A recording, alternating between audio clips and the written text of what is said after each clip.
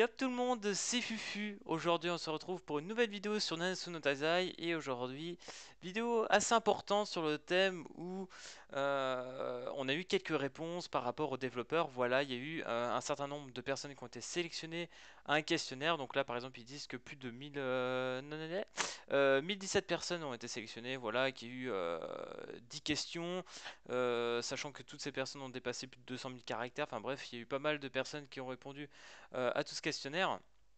Donc là, ça s'adresse vraiment aux développeurs et les développeurs ont pu nous donner des réponses à certains sujets, certains trucs qui nous agaçaient, qu'on va y venir dans cette vidéo. Donc je suis très content de voir ça. Je ne savais même pas qu'il y avait ce système-là qu'ils étaient en train de faire, un questionnaire avec des joueurs comme nous tout simplement. Et je trouve ça très intéressant qu'ils s'intéressent aux commentaires du public, parce que c'est très important pour moi, parce que sans le commentaire du public, eh ben, on peut pas forcément avancer dans le jeu, ils vont peut-être faire des erreurs, etc. Et c'est très important à mon avis d'avoir nos avis pour pouvoir faire en sorte que le jeu soit meilleur qu'aujourd'hui, et de l'améliorer tout simplement, parce que le jeu il a tellement du potentiel, enfin ça se voit, ça se pose même pas comme question. Enfin bref les gars, on va commencer. Donc comme je vous ai dit, 1017 personnes qui ont été sélectionnées, des questions, etc. Donc là, le premier truc, c'était un questionnaire de questions sur la satisfaction. Donc là, par exemple, ils ont dit, voilà, il y a telle ou telle caractéristique sur 10 points, comment vous noterez le jeu. Donc les personnes ont noté le jeu en globalité, on retrouve quand même 8,5 sur le jeu. Donc on peut dire que c'est quand même une très belle note, 8,5 sur 10. On peut dire tout simplement que les gens aiment Nanatsu no Taizai. Voilà, clairement, le jeu fait kiffer énormément de gens. Moi-même, clairement, je ne joue plus qu'à ce jeu, hein. Je vous le dis, je ne joue plus du tout aux autres jeux actuellement. C'est trop compliqué. En fait, le truc, c'est que Nanatsu no Taizai, déjà, pour finir l'histoire, faut vraiment travailler comme un porc, j'ai envie de dire quand même. Mais il y a toujours quelque chose à faire et tous les jours, je passe facilement 2-3 heures sur le jeu et voilà quoi. Enfin, je veux dire, il y a toujours quelque chose à faire et c'est vraiment cool. Donc ça, je suis plutôt content. Là, attention, on va parler d'un nouveau truc assez intéressant sur une question des gens. Donc en gros, la fonction des caractères, l'ajout des personnages, des futurs, enfin tout ça. Donc il y a beaucoup de gens qui attendent Merlin, Escanor et Elaine. Donc en gros, des personnages qui ne sont pas encore dans le jeu. Donc Merlin, comme ils disent plus tard qu'elle est arrivée donc le 20 juin. Merlin, et forcément Cascanor et Lane, voilà, enfin, Scanor c'est péchés capitaux qui ne sont pas mis en œuvre, voilà, c'est bizarre. Ils veulent aussi qu'il y ait les 10 commandements qui arrivent, tout ça, donc on a eu forcément des leaks de Galan et de Monspit, donc voilà, aussi on est très content à ce niveau-là. Donc ils nous disent tout simplement que qu'il serait possible plus tard, dans un avenir proche, de voir Escanor et Elaine arriver en portail. Voilà, tout simplement, je vous le dis. J'ai lu ça aussi ailleurs, donc c'est plutôt une bonne nouvelle pour ceux qui attendaient Escanor, tous ceux qui étaient hype sur le personnage. Ils disent, putain, Escanor, il arrive quand, machin et tout. Donc voilà, forcément, le public était assez chaud. Et je crois que les développeurs l'ont compris. Tac tac tac, et ici je crois qu'il n'y a plus rien d'intéressant à dire. Les besoins des utilisateurs de bataille automatiquement. Nanana. Donc là il parle un petit peu de tout ce qui est par rapport à l'AP. Donc vous savez, nous avons un certain nombre d'AP qu'on gagne, qui augmente au fur et à mesure avec les levels. Et là il voudrait qu'on ait un petit peu la fonction de récupération automatique. C'est-à-dire que je pense, la façon dont je l'ai compris, c'est que lorsqu'on a plus d'AP par exemple, qu'on a les potions, qu'on puisse appuyer et que ça se recharge automatiquement sans qu'on nous demande voilà, de retourner pour accepter, pour recharger et après revenir, etc. Là, ça pourrait se faire automatiquement. Donc pourquoi pas. Ensuite, l'autre chose qu'ils disent aussi un peu plus tard par rapport à l'AP, c'est qu'ils aimeraient peut-être augmenter le nombre d'AP par popo. Ça peut être bien. C'est-à-dire qu'on pourrait jouer un peu plus longtemps, faire plus de missions. Et ça, c'est une très très très bonne idée. Après, ils parlent aussi bon, pas forcément là du PVP, mais principalement en jeu, quand on fait des combats et tout ça, que la vitesse x2, que c'est pas suffisant. Certaines personnes trouvent que ce n'est pas assez, donc du coup, ils sont en train de demander s'il serait possible qu'on passe à 3 fois ou à 4 fois la vitesse des combats. Donc là actuellement ils savent pas trop. Je pense que ça sera possible. Je pense qu'ils y répondent plus tard. Tac tac tac. Non, ils devraient répondre là. Cependant, de nombreux utilisateurs Donc là, voilà. Bon, là, c'est la question qui se pose. Je pense qu'ils y répondent un petit peu plus en dessous, mais je pense que ça sera pas d'actualité pour tout de suite. Même si je pense que ça peut être une bonne idée, peut-être de l'augmenter en x4. Quand, je sais pas, c'est une mission totalement random, trop facile à faire. Voilà, vous voulez la rusher au plus vite. Boum, vous mettez le x4. Voilà, vous en foutez un petit peu. Moi, je pense que ça peut être une bonne idée. Même si je trouve qu'actuellement, ça va déjà assez vite. Le x2 est quand même vraiment bien fait. Mais c'est vrai que sur l'SP, ça peut paraître encore un petit peu lent. Bon, après, on peut les passer. C'est vrai que donc, bon. Moi, je sais pas, faut voir. Ça peut être assez intéressant. Ensuite, là, on touche un point très intéressant, le point d'insatisfaction de l'utilisateur et une partie contenue, donc principalement sur le PVP. Donc en gros, qu'est-ce qui se passe? C'est qu'actuellement, nous en PVP, bah, il y a des Banuchaku, il y a des Gaozer rouges, et bientôt il y aura le Meliodas démon qui va arriver, qui sont totalement des personnages boutiques abusés, clairement, tout le monde le sait. C'est-à-dire que par exemple, pour toutes les personnes qui jouent free-to-play, bon, même moi, bon, j'ai mis d'accord que 8 euros, mais bon, d'accord. Tout le monde peut quasiment avoir au moins un des deux, que ce soit le ban ou le Gaozer, en farmant un petit peu. Il y a moyen d'en avoir au moins un des deux. C'était possible, mais le problème étant, c'est qu'il y en a par exemple qui arrivent en game en bronze. Toi, t'es en bronze, tu tombes quand même sur des gars qui arrivent quand même à avoir le ban et le Gaozer en même temps. Donc, ce qui fait que toi, bah, tu rage quit. Donc, déjà, ça, niveau équilibrage, c'est un peu chaud. Ils vont voir à ce niveau-là. Mais le plus gros problème, c'est surtout l'écart de puissance. Donc là, moi, je vous parle niveau personnage parce que c'est vrai que c'est hyper chiant. Il y a ça que j'ai envie de noter. Je crois pas qu'ils en parlent à ce niveau-là. Mais voilà, eux, ce qu'ils veulent dire, c'est principalement l'écart de puissance. Donc par exemple, comme là, vous pouvez voir, l'ennemi il est à 36K, vous êtes à 48K. Donc là, autant dire qu'il y a 10K d'écart. La victoire, elle est quasiment réglée hein, d'avance. Quand tu as 10K d'écart, c'est quand même abusé. Et parle aussi un petit peu du système d'équilibrage avec les items, les colliers, par exemple d'évolution qu'on ne trouve pas partout apparemment. Pas être obtenu du tout. Enfin bref, il y a quelques systèmes qu'il va falloir qu'ils revoient. C'est vrai que les colliers, c'est pas si facile à en drop. Donc voilà, il y a des trucs. Bon après les items, je pense pas qu'ils rachètent sur les items étant donné que bah, c'est pour tout le monde pareil, hein, clairement. Donc à ce niveau-là, on peut pas trop se plaindre. Mais ouais, il y a voilà, le collier qui disent qu'on trouve pas assez dans les events, qu'on peut pas le farmer, donc ça serait bien d'avoir ça pour augmenter nos stats. Donc pourquoi pas. Mais c'est vrai que cet écart de puissance est vraiment très chiant en PvP, même à notre elo. Donc là, ils ont dit, là ils l'ont clairement répondu après, qu'ils allaient voir comment réparer tout ça. Comment améliorer tout simplement ce système de PvP et ils en sont très bien conscients. Donc voilà. À partir de là, nous livrons une interview sur la base des résultats questionnaires. Donc là, voilà, c'est le truc que je vous disais par rapport à l'AP. Euh, Automatiser la récupération d'AP. Je souhaite que les paramètres soient mis en orbite. Nanana. Donc là, voilà, je vous laisserai revoir ça parce que là, j'avoue que j'ai pas tout compris jusqu'au bout, sachant que la traduction n'est pas top top non plus. Donc là, forcément, c'est Netmarble qui répond. Donc là, je pense que je vais pas répondre. Pas vous dire clairement, pour le moment, l'équilibre entre l'appareillement et le PVP prendra votre opinion au sérieux. Donc voilà, ce que je vous disais par rapport au PVP, c'est qu'ils prennent ça au sérieux. Ils vont revoir l'équilibrage et tout simplement l'écart entre les puissances. Donc ça, c'est très bien. Ça, c'est vraiment à prendre en compte. Ensuite, il y a beaucoup de gens qui se plaignent aussi, voilà, bah, comme je disais plus haut, les colliers SSR, qu'on ne drop pas assez. Donc, je comprends. Moi, je croyais que c'était les colliers d'équipement qu'on équipait, mais non, pas du tout. Donc, les colliers SSR, c'est tout simplement pour évoluer nos personnages en UR.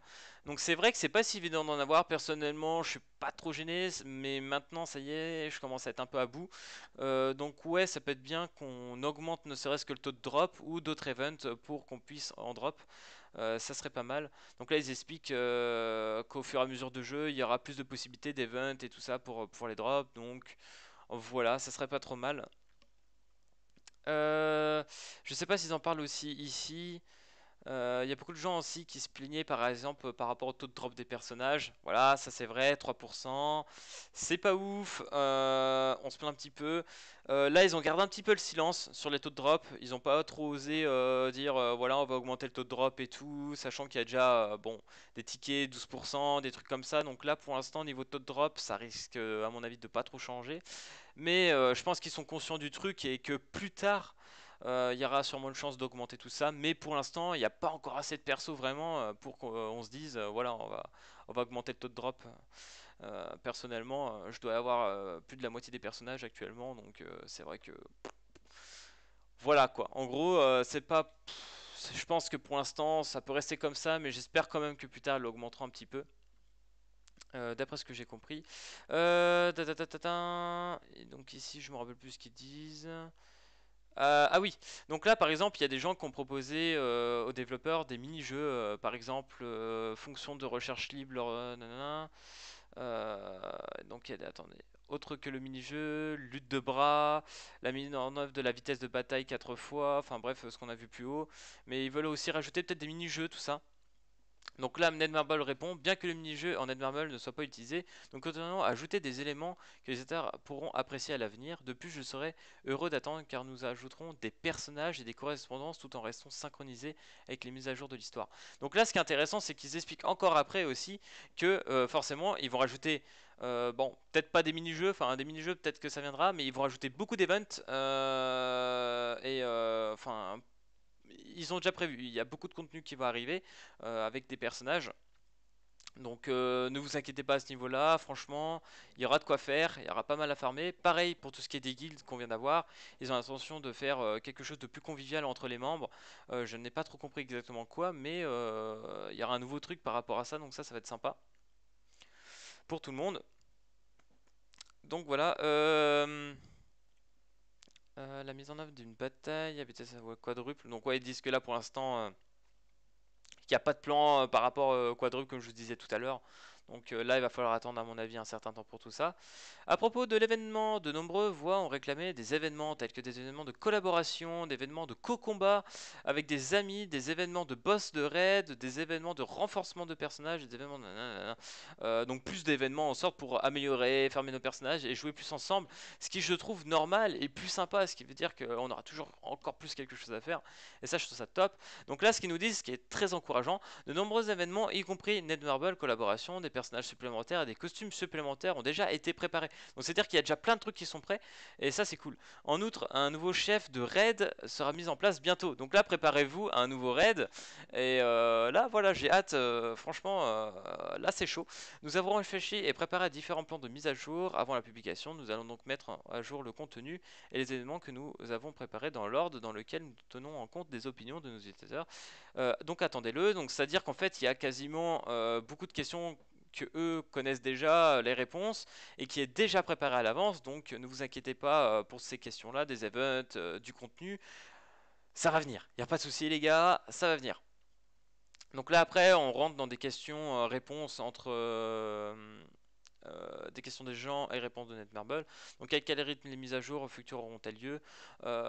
Donc là, ils nous expliquent qu'ils ont ajouté deux histoires, donc en gros les 7 péchés capitaux, la résurrection des 7 péchés capitaux, et prévoyons d'ajouter donc des personnages et des événements.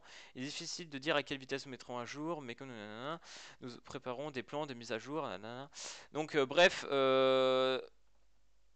ils ont du contenu, mais ça va venir aussi au fur et à mesure, les histoires et tout, tout va suivre. Mais je pense qu'ils vont faire une petite coupure avec plusieurs events qui vont arriver entre deux avant de rajouter l'histoire, parce que c'est vrai que là, en termes de contenu d'histoire, on a fini la saison 1. Voilà, clairement, là c'est la saison 1 qu'on a sur le jeu, donc c'est quand même chaud, sachant qu'il y a 3 saisons. Donc autant qu'ils essaient de timer au mieux et essayer de nous donner par exemple des petites missions qu'on a eu dans le mode histoire. Il y a des petits moments, on revenait entre Diane et King, peut-être quand ils étaient enfants, tu vois, des trucs comme ça. Revenir à. Je pense qu'ils devraient essayer de faire des petites missions parallèles de l'histoire, donc ça serait bien. Quel type d'éléments pensez-vous que les points sont reconnus par les utilisateurs? Bon, ça on s'en fout un petit peu. À partir de maintenant que le développement ici a connu des difficultés, donc là ils nous explique qu'ils ont eu beaucoup de problèmes, principalement pour le système de combat. Ils essaient de trouver un truc qui envoyait du pâté en gros, mais ils avaient du mal à régler, à faire l'équilibrage de tout ça. Donc ça j'ai trouvé ça assez intéressant. L'AR aussi, ils disent que bon, c'est un système qu'ils ont fait comme ça. Ils ont dit que ça pourrait être drôle de le mettre, qu'ils allaient l'améliorer au fur et à mesure et voir ce qu'ils allaient en faire. Pour l'instant, je l'ai pas trop utilisé, donc bon, je sais même pas comment on l'active exactement. Donc faut voir. À l'heure actuelle, si vous avez une vision pour une opération future, veuillez nous en informer. Tous ceux qui aiment Graclo ont leur propre attente et leur propre curiosité et je pense qu'ils jouent pour le plaisir. Donc là, en gros, ils font un peu un truc global. Nous venons de nous actualiser en permanence, nous souhaitons fonctionner de manière stable pour devenir un titre aimé de longue date. Donc en gros, c'est que tout, comme je vous dis depuis tout à l'heure, va arriver au fur et à mesure. Et le jeu, forcément, plus il y aura de contenu, plus il sera meilleur. comme n'importe quel jeu, un jeu qui commence comme celui-ci, forcément au début le contenu est un peu récrac, mais là pour le coup sur celui-là on peut pas dire non plus qu'il n'y a pas beaucoup de contenu, donc ça va, et ils expliquent bien que tout va venir, donc pas de problème. Donc là, un team aux utilisateurs. Enfin bref, il remercie tout le monde de jouer au jeu, que le jeu a une très bonne lancée, qu'il a fait un très très bon starter. Donc ils sont très satisfaits, ils espèrent que ça va continuer et du coup qu'on coopère avec eux et tout, etc. Donc voilà, honnêtement, voilà, ça c'est un petit truc en plus, voilà, clairement qui nous donne plein d'informations supplémentaires sur des questions qu'on pouvait se poser. Donc principalement par exemple le système d'AP, l'équilibrage du PVP que je trouve assez intéressant, l'arrivée peut-être prochaine donc des scanners et des lanes qui est très probable apparemment, et plein d'autres trucs, enfin bref, des événements, des mini-jeux, enfin bref, plein de trucs, l'équilibrage peut-être x2, bon le x4 peut-être pas pour tout de suite, mais bref. Je trouve ça très intéressant vraiment que les développeurs se mettent avec nous pour pouvoir voir à peu près ce qui va pas dans le jeu, ce que eux disent plutôt intéressant d'améliorer ou pas. Franchement très content à ce niveau-là, qu'on se rapproche un peu de tout ça. Donc voilà les gars, j'espère que cette vidéo du coup vous aura plu. Voilà, franchement là c'était un truc totalement informatif sur tout ce qui s'est passé. Voilà, le jeu est sorti il y a maintenant 3 à 4 semaines. Et maintenant, on sait à peu près ce qui va et ce qui va pas, et on espère forcément que les développeurs feront au mieux pour améliorer tout ce jeu qui nous plaît tous autant. Donc voilà. En tout cas, j'espère que cette vidéo donc vous aura plu comme d'habitude. N'hésitez pas à lâcher le petit pouce bleu, à vous abonner, et puis moi, je vous dis à plus et à la prochaine vidéo. Peace tout le monde!